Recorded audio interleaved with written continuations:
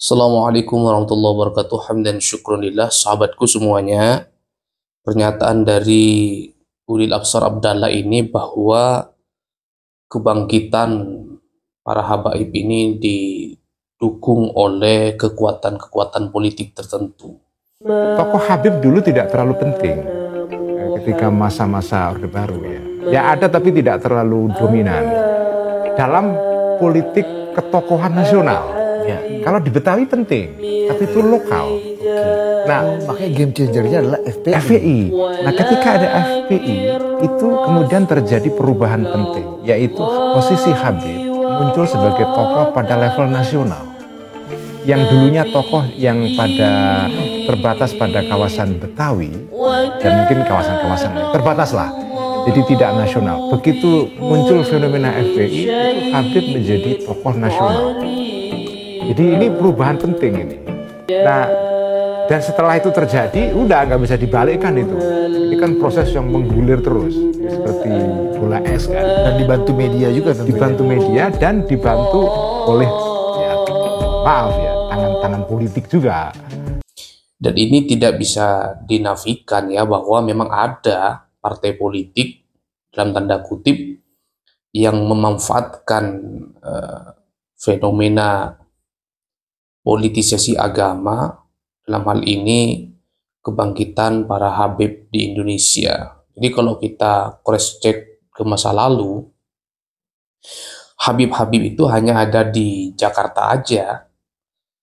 Dan di zaman Orde Baru misalnya, mereka itu hanya tokoh-tokoh lokal. Tetapi ketika reformasi, FPI muncul, kemudian Habib ini menjadi tokoh-tokoh nasional, dan itu dibantu oleh media dan juga dibantu oleh kekuatan politik tertentu. Artinya ada beberapa kepentingan politik yang memanfaatkan ya kelompok habaib ini, dalam tanda kutip FPI and the gang ini, untuk mendongkrak suara mereka. Katakan misalnya terjadinya demo besar-besaran di tahun 2019, 2017 sampai 2019, dan itu sangat kental nuansanya politis.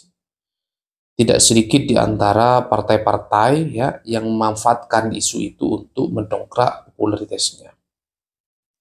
Tetapi tidak bisa dipungkiri bahwa di Indonesia ini seolah sudah menjadi anomali ya. Dan ini sebenarnya cara Allah menjaga kekuatan kita bangsa Nusantara. Ketika mereka sudah mulai semena-mena, ada aja kejadian yang membuat mereka itu tidak bisa berbuat banyak.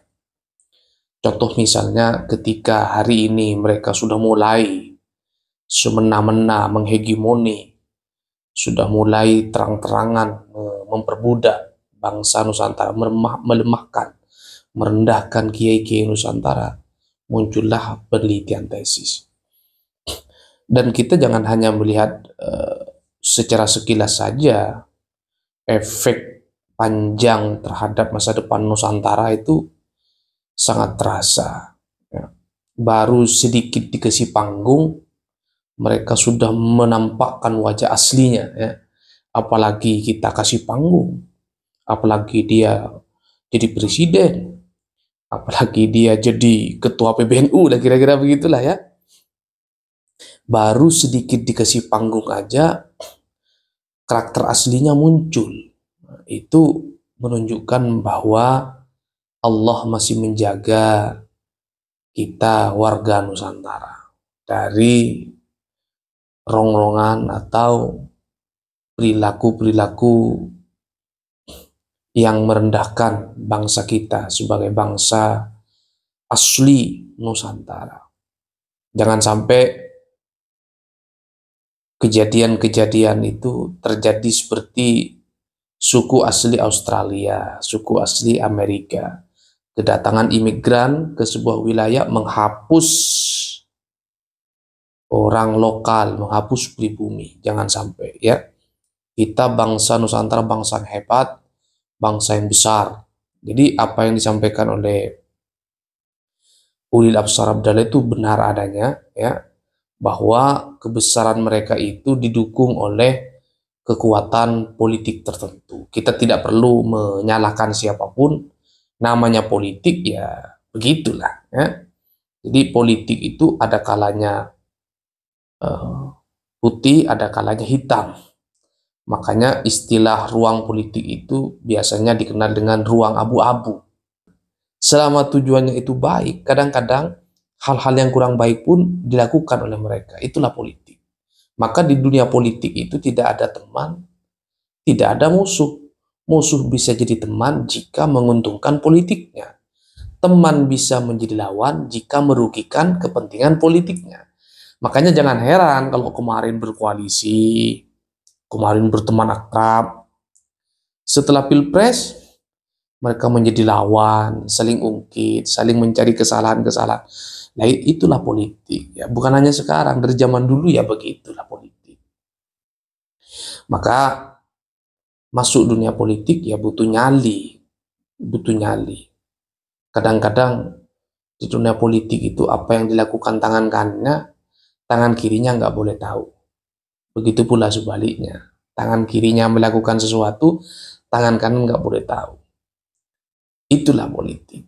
Termasuk problem nasab ini sebenarnya, ya menurut saya cara Allah menyelamatkan aja, menyelamatkan kita, bangsa pribumi, menyelamatkan saudara-saudara kita Habib sendiri. Karena kalau nggak ada kejadian ini, mari gini aja, kita ngambil hikmahnya saja. Coba bayangin, Habib-Habib yang baik, kan ada itu. Saudara-saudara kita, para Habib yang baik ada. Tapi, lambat tapi pasti, lambat laun ya, Habib-Habib yang baik ini hilang. Gara-gara apa? Oh, gara-gara perilaku oknum Habib yang kurang baik. Dan mereka menghegemoni. Seolah-olah Habib ya begitu. Makanya teman-teman imigran Yaman jangan sakit hati. Kalian yang baik-baik ya tetap menjadi orang baik. Ya.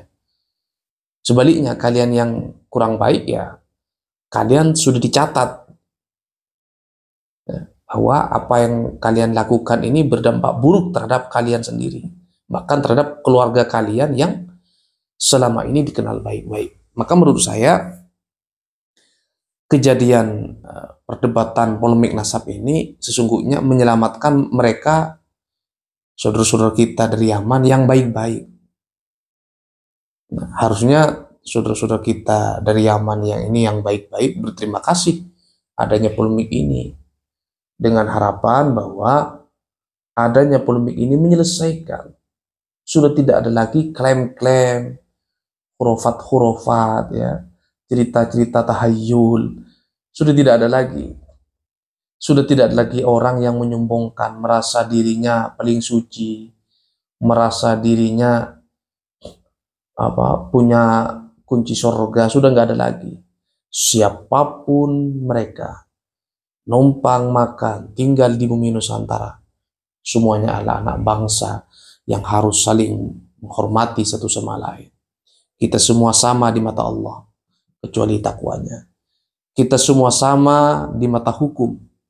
Selama kita berbuat baik, maka kita akan merasakan ketentraman di bumi Nusantara ini. Tapi siapapun yang ingin merusak tatanan Nusantara ini, mereka secara otomatis akan terungkap. Maka menurut saya teman-teman imigran ini ya harus introspeksi diri, jangan sok-sokan, ya. Dan harusnya berterima kasih kepada pribumi yang selama ini sudah melayaninya dengan baik. Dan teruntuk para muhibbin yang sampai hari ini masih jungkir balik membela tuannya, sadarlah, ya. Sadarlah bahwa semua yang terjadi itu pasti bersama dengan kehendak Allah Subhanahu wa taala, dan Allah pasti menciptakan suatu itu adalah alasannya. Rabbana ma khalaqta hadza batila. Segala yang terjadi itu tidak ada sih kesia-siaan nggak ada. Semua yang terjadi itu pasti ada hikmah yang bisa kita petik. Mari kita ambil hikmah dari polemik nasab ini, bahwa teman-teman yang selama ini arogan sudah tidak ada lagi alasan. Teman-teman yang selama ini suka caci maki, ya diam aja ya. Kalau kurang kerjaan kan bisa jualan, jualan minyak wangi kayak apa kan bisa. Kalau udah capek ngajar, mendingan tidur daripada caci maki pemerintah, daripada caci maki saudara-saudaranya yang lain. Mudah-mudahan sedikit tapi bermanfaat bagi kita semua. Hadanallahu wa iyyakum ajmain. Assalamualaikum warahmatullahi wabarakatuh. Sampai jumpa.